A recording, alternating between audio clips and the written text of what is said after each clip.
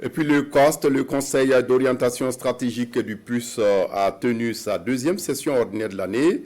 Les membres ont pu examiner les progrès du PUS en matière de mise en œuvre, définir les priorités pour l'avenir et examiner le rapport préliminaire de la mise en œuvre du programme d'urgence pour le Sahel entre 2017 et 2023. La session a été présidée par le Premier ministre Urbain Somé Nyarkiteda.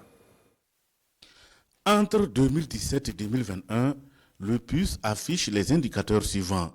16 470 emplois créés, la construction et la réhabilitation de plusieurs infrastructures administratives et marchandes, 127 km de bitume et 157 km de routes en terre battue, le tout accompagné des maillages sécuritaires relativement plus élevés dans la zone de couverture du programme.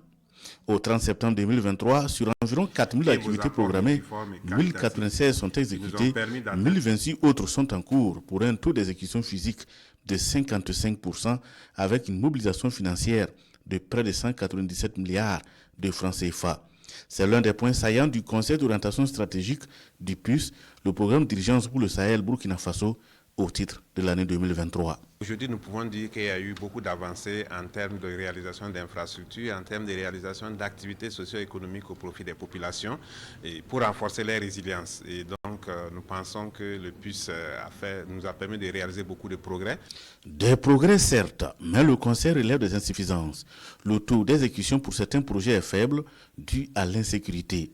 L'espoir est tout de même permis au regard de l'amélioration sécuritaire en cours, rassure les autorités pour qui les activités du PUS vont reprendre du poil de la bête dans toutes les zones couvertes par le programme avec encore plus de réalisation. Au regard de l'amélioration de la situation sécuritaire en cours, nous allons pouvoir véritablement aller encore plus loin pour réaliser des infrastructures de qualité au profit des populations, surtout pour accompagner les relèvements parce qu'il y a des PDI qui retournent dans leur localité d'origine. Donc il faut travailler à faire en sorte que les infrastructures puissent être disponibles et permettre justement à ces PDI d'avoir des activités rémunératrices pour leur permettre de vivre dignement et de vivre selon vraiment ce qu'ils avaient prévu. Pour y arriver, le chef du gouvernement invite l'ensemble des acteurs à s'approprier le programme d'urgence pour le Sahel. Au regard de son impact sur le développement, la session recommande de l'étendre à l'échelle nationale. La session recommande également de le réorienter vers une stratégie de résilience et de stabilisation dans le cadre de la reconquête du territoire national.